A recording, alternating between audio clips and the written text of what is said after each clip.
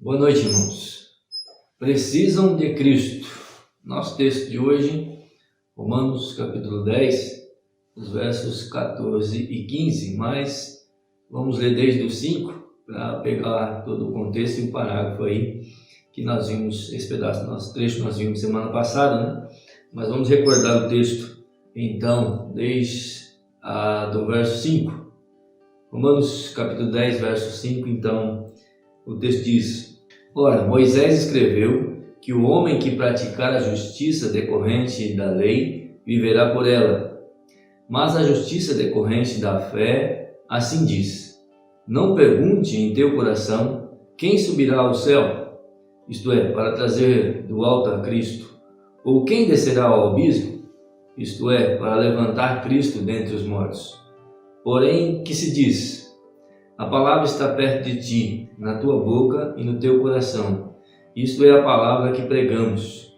Se com tua boca confessares Jesus como Senhor, e em teu coração credes que Deus o ressuscitou dentre os mortos, serás salvo. Porque com o coração se crê para a justiça, e com a boca se confessa a respeito da salvação. Portanto, a Escritura diz: Todo aquele que nele crê não será confundido, pois não há distinção entre judeu e grego, uma vez que o mesmo é o Senhor de todos, rico para com todos os que o invocam. Porque todo aquele que invocar o nome do Senhor será salvo. Verso 14, então: Como, porém, invocarão aquele em quem não creram? E como crerão naquele de quem nada ouviram? E como ouvirão se não há quem pregue? E como pregarão se não forem enviados? Como está escrito: Quão formosos são os pés dos que anunciam coisas boas. Dizem que a predestinação, que já tratamos aqui em alguns textos anteriores, leva alguns, ou supostamente leva alguns, à apatia, né? Afinal, se a salvação depende inteiramente de Deus e não de nós, argumento que toda a responsabilidade humana diante de Deus perde, na verdade, a razão de ser. Mas isso não é verdade. A Escritura, ao enfatizar a soberania de Deus, deixa muito claro que isso não diminuiu em nada a nossa responsabilidade. Pelo contrário, as duas estão lado a lado em uma antinomia, que é uma aparente contradição entre duas verdades. Diferentemente de um paradoxo, uma antinomia não é algo deliberado ou produzido, né? Ela nos é imposta pelos seus próprios fatos. Nós não a inventamos e não conseguimos, na verdade, explicá-la. Não há como nos livrar dela, a não ser que falsifiquemos os próprios fatos que levam a ela. Um bom exemplo se encontra no próprio ensino do nosso Senhor Jesus, quando declarou que ninguém pode vir a mim se o Pai não o atrair. E depois ele diz: e que vocês, na verdade, não querem vir a mim para terem vida. Porque se as pessoas não vão a Cristo, é porque elas não querem, ou porque não podem, ou simplesmente elas não têm tido a oportunidade de buscar a Cristo. Mas o que nós vemos, a resposta aí seria, compatível, e isso compatível ao ensino de Cristo, é que na verdade as duas coisas são conciliadas, ou seja, as duas têm razão. Nem as pessoas são obrigadas a buscar a Cristo, nem elas têm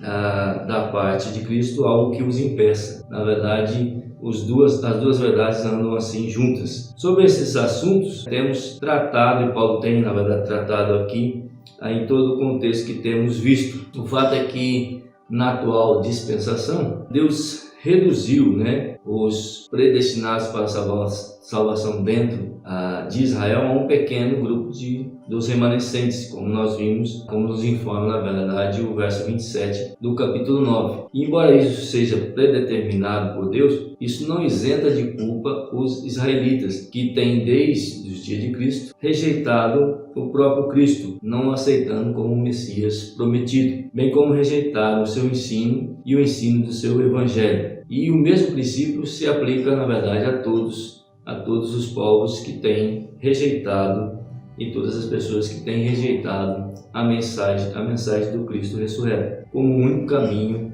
para a salvação. Bem, o que já vimos desses argumentos de Paulo sobre a questão da responsabilidade de Israel em rejeitarem o Cristo, e não só de Israel, mas de todos que o rejeitam. Vimos primeiramente nos versos de 1 a 4 os motivos porque, na verdade, rejeitaram a mensagem de salvação do Evangelho e porque as pessoas rejeitam essa mensagem de salvação do Evangelho. Em primeiro lugar, o primeiro motivo que vimos é porque a salvação é um favor e ato de Deus e elas não conseguem reconhecer essa dádiva por causa, na verdade, do seu próprio orgulho. Em segundo lugar, vimos um segundo motivo, que é porque não tem entendimento, falta-lhes o entendimento. Infelizmente, a ignorância de muitos tem os levado ao engano sem volta, fruto, claro, da dureza dos seus próprios corações, que os leva a amarem mais o mundo do que a Cristo, do que a luz. Mesmo a luz vindo ao mundo, eles preferem mais ao mundo do que a luz. E aí cabe,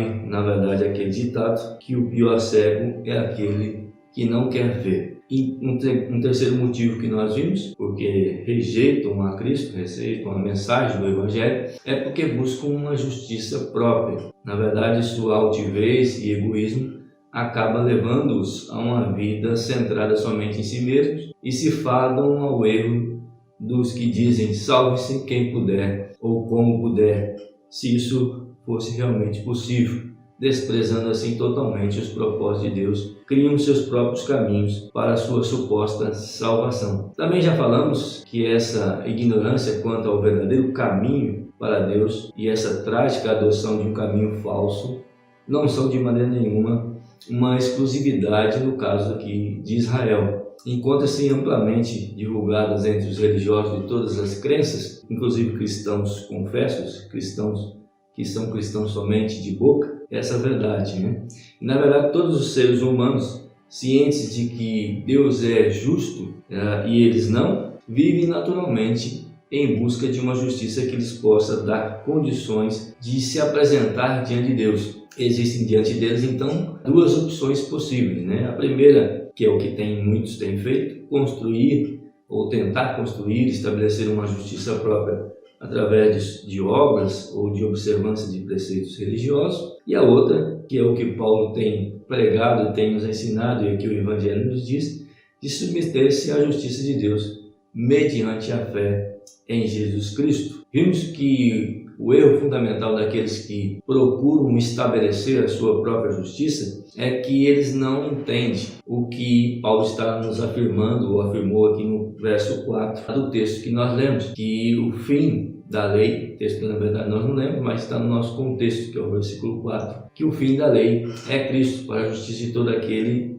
que crê. Ele estava falando da lei como forma de sermos justificados diante de Deus. Assim, a razão pela qual Cristo aboliu a lei é para que haja justiça para todo o que crê, o que é justo, né? Porque independente do que cada um pode dar ou fazer, ninguém será justificado por isso, mas sim pela fé naquilo que Cristo fez na obra redentora de Cristo. Assim, vimos agora nessa semana passada de que é comum, como é comum em todos, essa busca por justiça própria, quando na verdade essas pessoas se encontram ou são confrontadas com a justiça de Deus, por estarem ainda presos, né, aos conceitos de justiça própria, não conseguem entender como deveria ou como é a questão da justiça de Deus. E vimos semana passada alguns fatos desses concernentes ao fato de que não conseguem entender a justiça de Deus. E vimos um primeiro fato, de que as pessoas não conseguem entender a justiça de Deus porque trazem consigo essa bagagem ou aquele edifício que estavam construindo de justiça própria, não conseguem entender pelo fato de que a salvação é uma questão não de sacrifício pessoal, não exige de nós um sacrifício pessoal, um esforço, né? Para isso, Paulo nos mostrou e nos citou o que Moisés disse, né, com relação à lei de Deus, aos mandamentos de Deus, com relação à justiça que vem da lei, e depois parafraseando outro texto também escrito por Moisés, lá em Deuteronômio 30, e aplicando aquele texto à justiça a da fé. Só que nós vemos que no contexto Moisés está falando sobre o mandamento.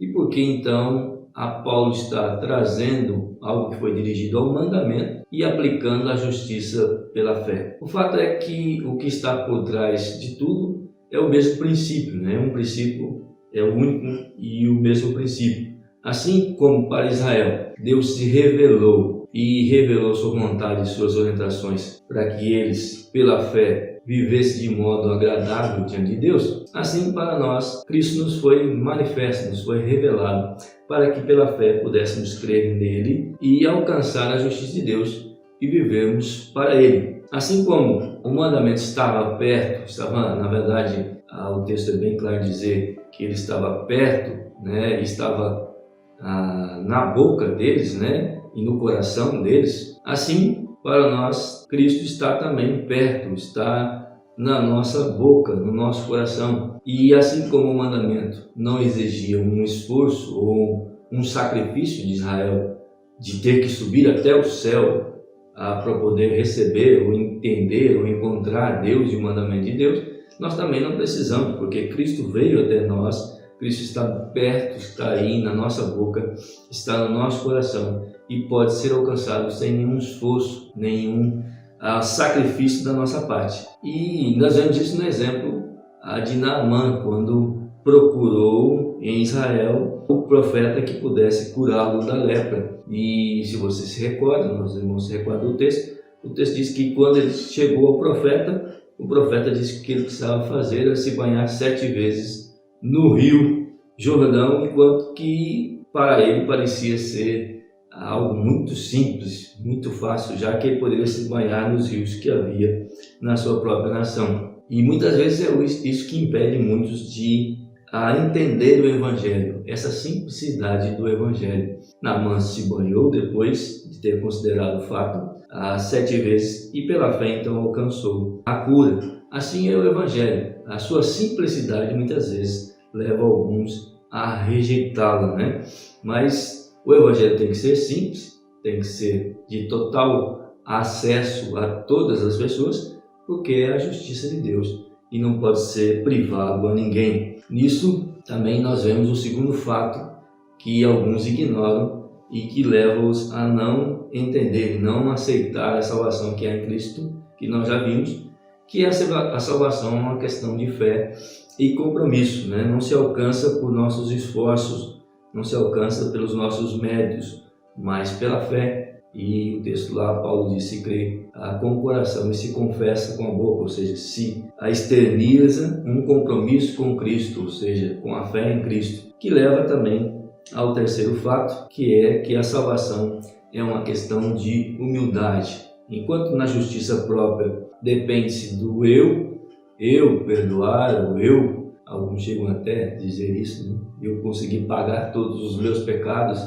e alguns chegam a dizer que não vão morrer até não pagar todos os seus pecados, ou acertar suas contas com Deus. Na verdade, na justiça de Deus, é Ele quem está nos perdoando, é Ele quem nos perdoa, é Ele quem paga por nossos pecados em Cristo, é Ele quem está nos aceitando de volta. Não é nada da nossa parte, não é algo que exija nosso esforço ou que possa ser alcançado pelo nosso esforço. Agora Paulo continua no mesmo assunto, a responsabilidade humana em terem rejeitado Cristo, primeiro no caso de Israel, mas também aplicando a todos que rejeitam a salvação em Cristo Jesus. Algumas pessoas, é claro, citam esse texto de Romanos capítulo 10, versos 14 e 15, para falar da nossa responsabilidade de enviar, ou mesmo de irmos pregar o Evangelho, senão as pessoas não irão alcançar a salvação, não serão salvas. Mas esse não é o contexto aqui, não é exatamente sobre isso que Paulo está falando aqui no contexto, não é sobre isso que Paulo está ensinando aqui, não é esse assunto que ele está tratando aqui, né? Na verdade, Paulo está falando do fato de que eles rejeitaram a mensagem que ouviram, né? Israel ouviu, sabia de Cristo, na verdade alguns até mesmo viram, né, a mensagem do Cristo ressurreto. Então não é essa questão de que eles não teriam ouvido a mensagem.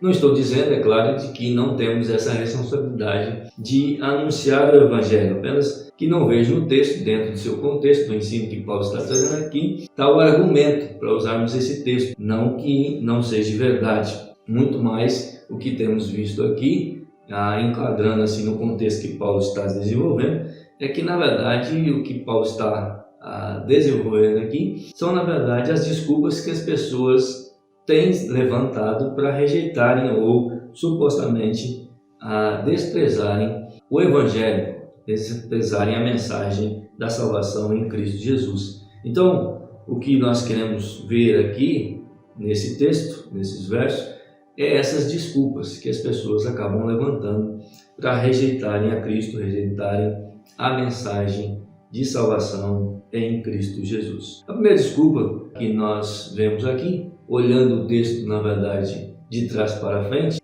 do 15 para o 14, a primeira desculpa é de que alguns vão dizer que Deus nunca lhes enviou ninguém para lhes falarem desta salvação. Tem alguns que chegam até a dizer, ao absurdo de dizer que, na verdade, se essa mensagem é verdade, se essa é a mensagem de salvação, então por que Cristo não vem lhes falar pessoalmente? Mas na verdade é só desculpa, porque mesmo se isso acontecesse, não creriam.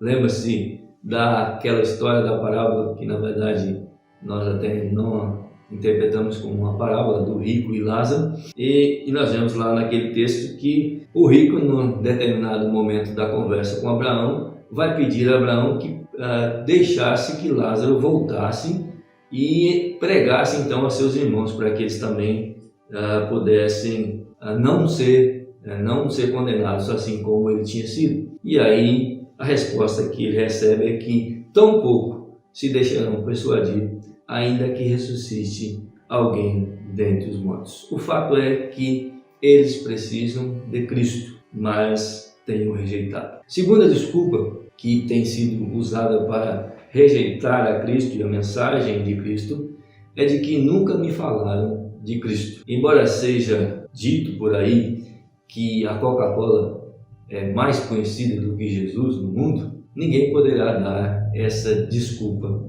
de maneira sincera, de que nunca ouviu falar de Cristo, de que nunca lhe falaram de Cristo, ainda mais no nosso contexto de um país cristão.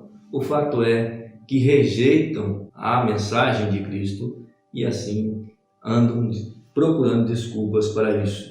O que eles precisam é de Cristo. E a terceira desculpa que nós vemos é de que alguns vão dizer que nunca me falaram que eu sou um pecador, ou que sou pecador. Na verdade, essa questão do pecado é um conceito universal, Não há quem negue, não há quem se esconda do fato de que não é perfeito, de que tem os seus defeitos, de que é pecador, na verdade, como a universalidade desse assunto leva-nos a entender, e alguns ditados populares, como cada um tem o seu preço, por exemplo, levam-nos ao conceito que é universal, de que todo mundo tem conhecimento, tem consciência de que é pecador, de que na verdade não é perfeito, de que na verdade não pode se apresentar diante de um Deus perfeito.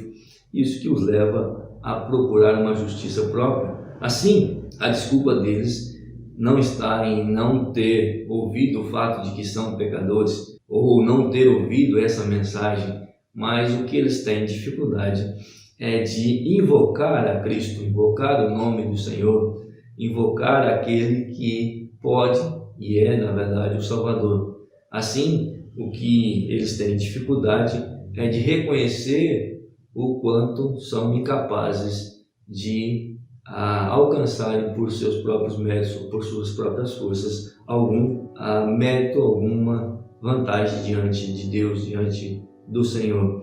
Negam então a oportunidade e o único meio de poderem ser salvos, não rendendo-se a Cristo e invocando a Cristo para que possa salvá-los. Assim, o que eles precisam é de Cristo, mas isso eles não têm reconhecido.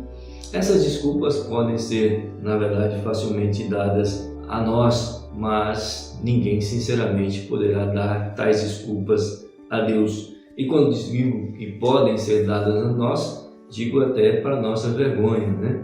Porque talvez não temos anunciado a contento a Cristo, embora que a palavra diz que é Deus quem separa e envia aqueles que Ele tem para enviar, ou seja, os apostelos enviados da parte de Deus não são enviados pelos homens, não são da vontade humana, mas são enviados da parte de Deus por Deus, porque Deus sabe e tem buscado os seus e vai buscá-los até a consumação dos séculos. Porém, sempre nos cabe a responsabilidade de dar a quem nos pedir qual a razão da nossa esperança, que é Cristo Jesus, nosso Salvador. Que Deus nos abençoe. Deus abençoe a todos.